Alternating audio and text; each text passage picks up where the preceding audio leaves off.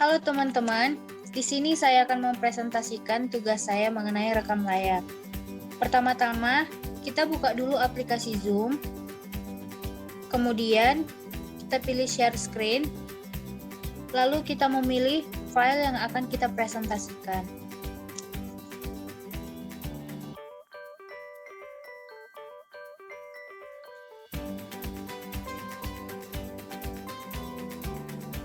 Perkenalkan, nama saya Dinda Putri Elizabeth, saya mahasiswa fisioterapi STIKE Siti Hajar Medan.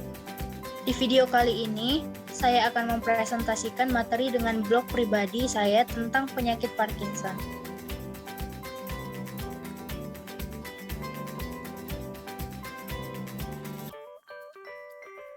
Pengertian penyakit Parkinson. Penyakit Parkinson adalah penyakit neurodegeneratif yang mengganggu sel saraf dopaminergik di suatu area otak yang disebut substansia nigra.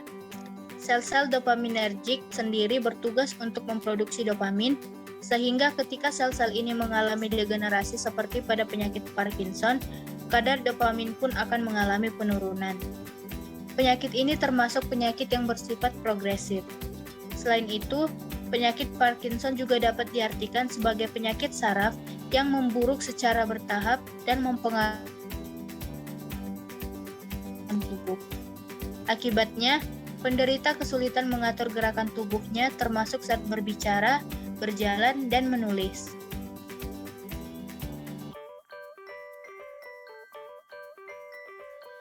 Seperti yang telah dikatakan sebelumnya, penyakit ini memburuk secara bertahap seiring berjalannya waktu, dan terbagi menjadi 5 tingkatan atau stadium seperti yang dijelaskan di bawah ini. Stadium 1. Pada stadium 1, gejala penyakit Parkinson tergolong ringan dan tidak mengganggu aktivitas penderita.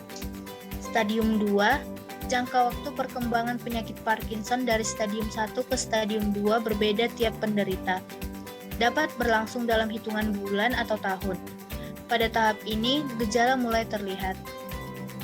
Stadium 3, penyakit Parkinson stadium 3 ditandai dengan gejala yang semakin jelas terlihat. Gerak tubuh mulai melambat dan mulai mengganggu aktivitas penderita.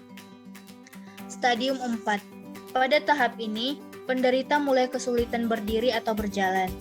Gerak tubuh penderita akan semakin melambat, sehingga membutuhkan bantuan orang untuk menunjang aktivitasnya.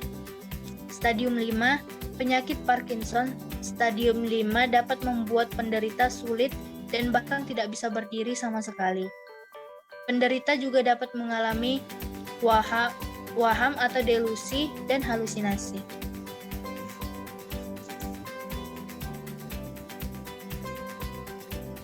Faktor risiko penyakit Parkinson. Faktor risiko terjadinya penyakit Parkinson yang pertama usia.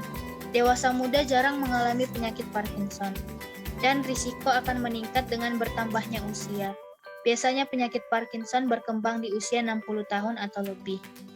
Yang kedua, keturunan atau herediter.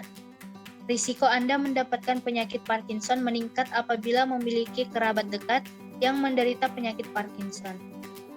Yang ketiga, jenis kelamin. Laki-laki cenderung memiliki risiko yang besar dibandingkan perempuan.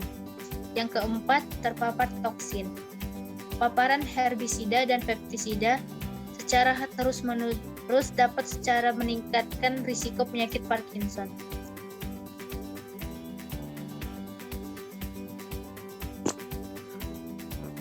Gejala penyakit Parkinson.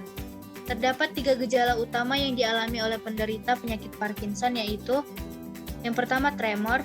Tremor atau gemetar mula-mula muncul di tangan dan jari, dan terjadi ketika bagian tubuh tersebut diam. 2. Gerak tubuh melambat.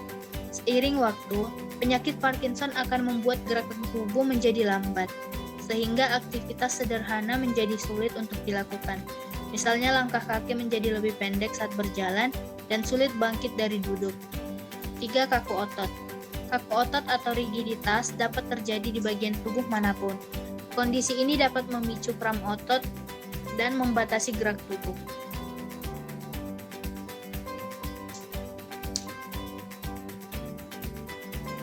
Di samping 3 gejala utama di atas, Penyakit Parkinson juga disertai dengan gangguan fisik dan mental seperti gangguan keseimbangan yang dapat meningkatkan risiko jatuh dan cedera, menurunnya kemampuan gerak otomatis, misalnya kedipan mata dan ayunan tangan ketika berjalan, perubahan cara dan nada bicara menjadi lambat dan tidak jelas, kesulitan menulis dan tulisan yang tampak mengecil, hilangnya kemampuan indera penciuman yang dapat muncul beberapa tahun sebelum gejala lain, gangguan sensoris yang dapat menimbulkan sensasi terbakar, dingin, dan mati rasa, gangguan seksual pada wanita, pusing, penglihatan buram, hingga pingsan akibat tekanan darah yang turun secara mendadak, sulit menahan buang air kecil, keringat berlebih atau hiperhidrosis, produksi air liur berlebih, kesulitan menelan makanan yang dapat menyebabkan tubuh kekurangan nutrisi dan dehidrasi, konstipasi, dan insomnia.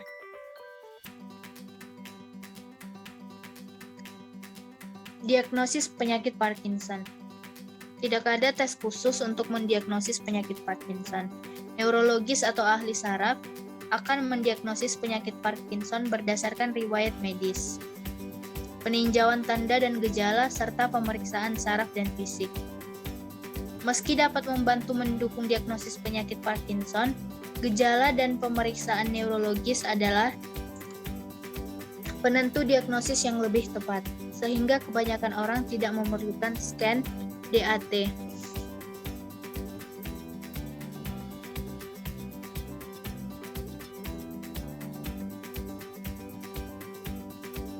Dokter mungkin menyarankan tes laboratorium seperti tes darah untuk menyingkirkan kondisi lain yang mungkin menyebabkan gejala. Selain pemeriksaan, dokter mungkin memberikan riteri yang merupakan obat penyakit Parkinson. Pengidap harus diberikan dosis yang cukup untuk menunjukkan manfaatnya, karena dosis rendah untuk 1 atau 2 hari memberikan hasil yang tidak maksimal. Dampak dari pemberian obat ini membantu diagnosis terhadap penyakit Parkinson.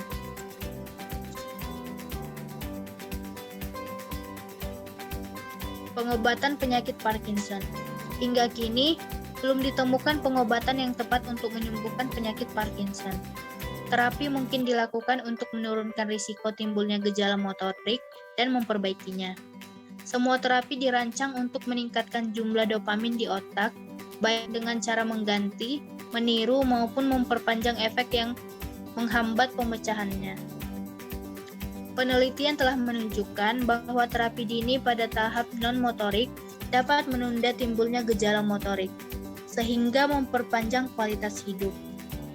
Bagi pengidap dan gejala motorik lanjut dan tidak dapat dikendalikan, operasi dapat menjadi pilihan.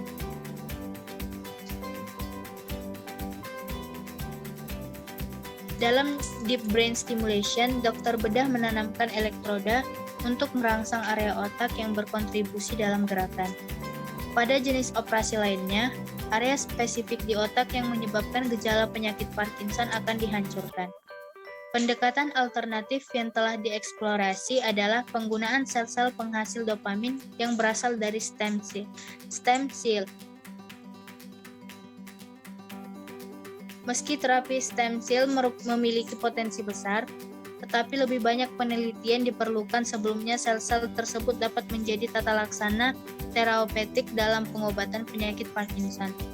Selain pengobatan dan operasi, perubahan gaya hidup, umum istirahat dan olahraga, terapi fisik, terapi okupasi, dan terapi bicara mungkin bermanfaat. Nah, dari sini kita bisa melihat gejala-gejala yang dialami oleh penyakit Parkinson. Sekian penjelasan saya mengenai penyakit Parkinson. Jika ada kesalahan kata, mohon dimaafkan.